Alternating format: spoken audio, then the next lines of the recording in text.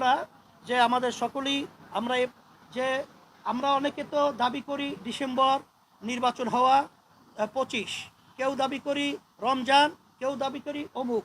আমরা বলেছি আপনারা সময় তো খুব বেশি এখানে হেরফের না, আপনি বলছেন জুনের মধ্যে, এবং আজকে আমাদের সম্মানিত প্রধান উপদেষ্টা বলেছেন জুনের একদিনের পরেও এই সরকার থাকবে না 2025, এটা আপনারা নিশ্চিত থাকেন।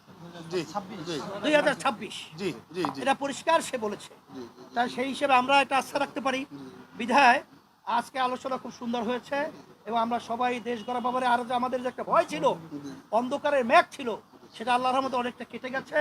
আমাদের অন্তর্বর্তীকালী সরকার এবং প্রধান তাকে আমরা সাহস যোগাবার জন্যে আল্লাহের রহমত করে, এবং আমরা আরেকটা কথা বলেছি, যেই বিষয়গুলো বিতর্ক তৈরি হয় এরকম সিদ্ধান্ত নেওয়ার ব্যাপারে আপনারা আরও সচেষ্ট থাকবেন, আরও চিন্তা ভাবনার মাধ্যমে প্রয়োজন হলে আপনার রাজনৈতিক দলগুলো সহ আরও যারা প্রয়োজন আছে তাদের সাথে আলোচনার মাধ্যমে তারপরে এই স্পর্শকাতর যে সিদ্ধান্তগুলো আপনারা নেবেন, এইটা আমরা বলেছি।